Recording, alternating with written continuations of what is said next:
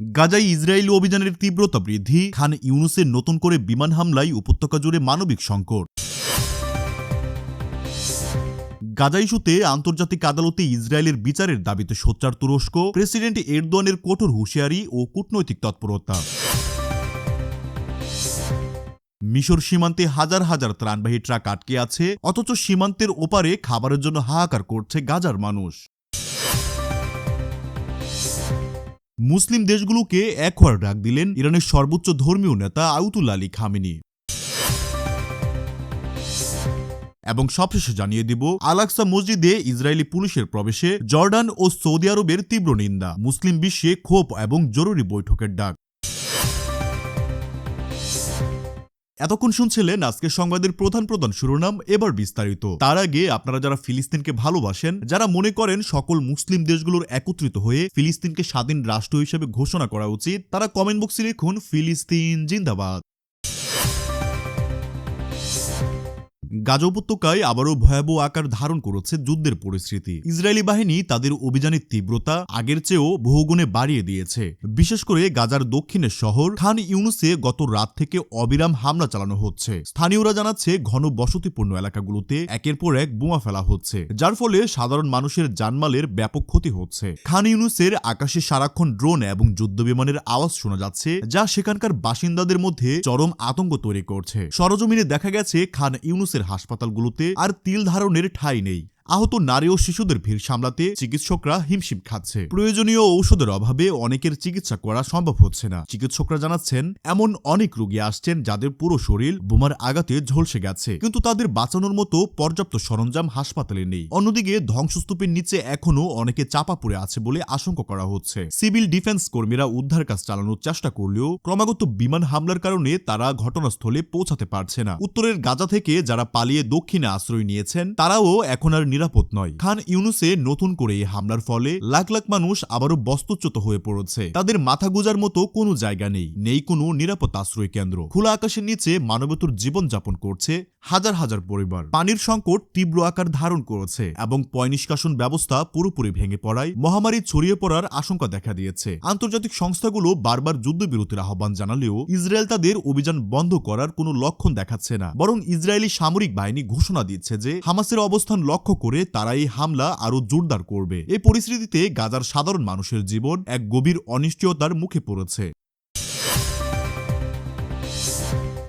মধ্যপ্রাচ্যের চলমান উত্তেজনার মধ্যেই মুসলিম বিশ্বকে এক হওয়ার জোরালো আহ্বান জানিয়েছেন ইরানের সর্বোচ্চ ধর্মীয় নেতা আয়াতুল্লাহ আলী খামেনি। তেহরানে এক জনসভায় দেওয়া ভাষণে তিনি বলেন, ফিলিস্তিন ইস্যুতে মুসলিম দেশগুলোর নীরবতা বা দুর্বল প্রতিক্রিয়া ইসরায়েলকে আরো সাহসী করে তুলেছে।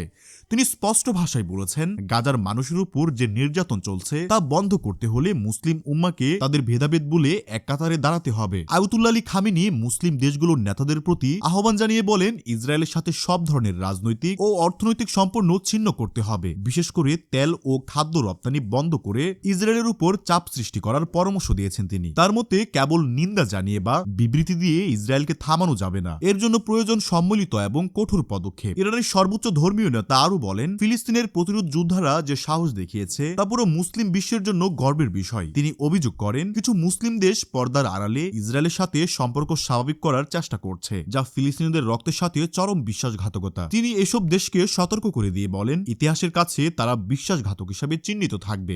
খামেনির এই বক্তব্য এমন এক সময়ের সামনে এলো যখন মধ্যপ্রাচ্যে ইরান সমর্থিত গোষ্ঠীগুলো এবং ইসরায়েলের মধ্যে উত্তেজনা তুঙ্গে। রাজনৈতিক বিশ্লেষকরা মনে করছেন, ইরানের এই ডাক মুসলিম বিশ্বের ভূ রাজনীতিতে নতুন সমীকরণ তৈরি করতে পারে। খামেনি চাইছেন ফিলিস্তিন ইস্যুতে একটি শক্তিশালী জোট গড়ে তুলতে, যা পশ্চিমা বিশ্বের চাপের মুখে নতি স্বীকার করবে না। তিনি তরুণ প্রজন্মকে সোচ্চার হওয়ার আহ্বান জানিয়েছেন। প্রিয় দর্শক, আপনারা যারা মনে করেন বর্তমান মুসলিম বিশ্বে সবচেয়ে সাহসী মুসলিম নেতা হলো ইরানের সর্বোচ্চ ধর্মীয় নেতা আয়াতুল্লাহ আলী খামেনি, এবং যারা খামেনিকে মন থেকে ভালোবাসেন, তারা কমেন্ট বক্সে লিখুন আই লাভ খামেনি।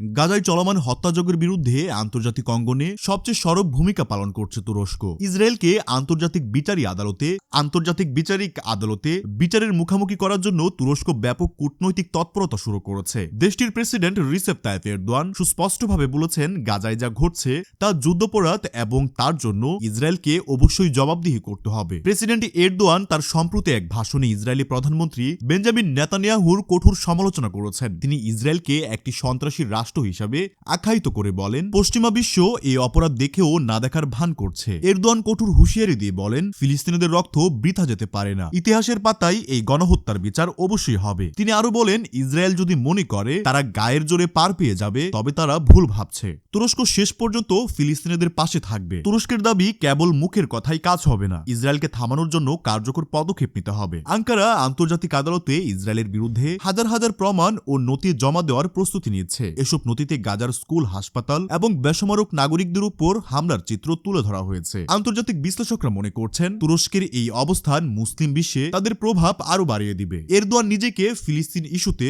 মুসলিম বিশ্বের অন্যতম প্রধান কণ্ঠস্বর হিসেবে প্রতিষ্ঠা করেছে। প্রিয় দর্শক, আপনারা যারা তুরস্কের প্রেসিডেন্ট রিসেপ তাইপ এরদোয়ানকে ভালোবাসেন তারা কমেন্ট বক্সে লিখুন, আই লাভ এরদোয়ান। গাজা ও মিশর সীমান্তের রাফা ক্রসিং এর দৃশ্যটি এখন এক মর্মান্তিক সত্যের সাক্ষী। সীমান্তের মিশর প্রান্তে হাজার হাজার ত্রাণবাহী ট্রাক দাঁড়িয়ে আছে, অথচ মাত্র কয়েকশো গজ দূরে মানুষ এক মুঠো খাবারের জন্য হাহাকার করছে। দীর্ঘ কয়েক মাইল জুড়ে ত্রাণের ট্রাকের সারি দেখা যাচ্ছে, যেখানে খাদ্য, ঔষধ, পানি এবং তাঁবু রয়েছে। কিন্তু ইসরায়েলি বিধিনিষেধ এবং জটিল তল্লাশির প্রক্রিয়ার কারণে এই ট্রাকগুলো গাজায় প্রবেশ করতে পারছে না। ফলে ত্রাণের পণ্যগুলো ট্রাকের ভেতরেই নষ্ট হওয়ার উপক্রম হয়েছে। গাজার ভিতরের পরিস্থিতি এখন বর্ণনার অতীত।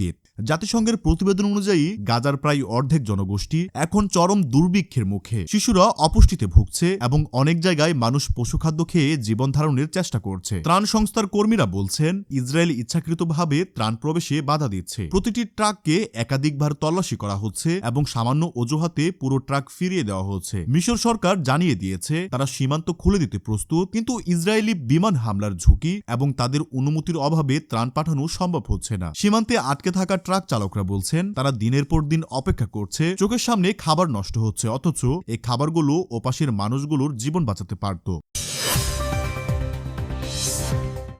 তার আগে আজকের এই ভিডিও সম্পর্কে আপনার একান্ত ব্যক্তিগত মতামত আপনি চাইলেই কমেন্ট করে আমাদের জানিয়ে দিতে পারেন। আবারও দেখা হচ্ছে নতুন কোনো ভিডিওতে, সে পর্যন্ত ভালো থাকবেন। ভিডিওটি শেষ করার আগে আজকের ভিডিওর শিরোনামগুলো জানিয়ে দিচ্ছে আরও একটিবার। গাজায় ইসরায়েলি অভিযানের তীব্রতা বৃদ্ধি, খান ইউনুসের নতুন করে বিমান হামলায় উপত্যকা জুড়ে মানবিক সংকট। গাজা ইস্যুতে আন্তর্জাতিক আদালতে ইসরায়েলের বিচারের দাবিতে সোচ্চার তুরস্ক, প্রেসিডেন্ট এরদোয়ানের কঠোর হুঁশিয়ারি ও কূটনৈতিক তৎপরতা।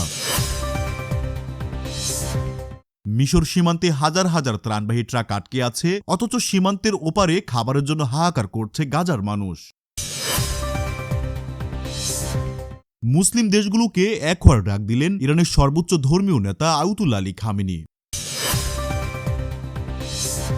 এবং সবশেষে জানিয়ে দিব, আল আকসা মসজিদে ইসরায়েলি পুলিশের প্রবেশে জর্ডান ও সৌদি আরবের তীব্র নিন্দা। মুসলিম বিশ্বে ক্ষোভ এবং জরুরি বৈঠকের ডাক।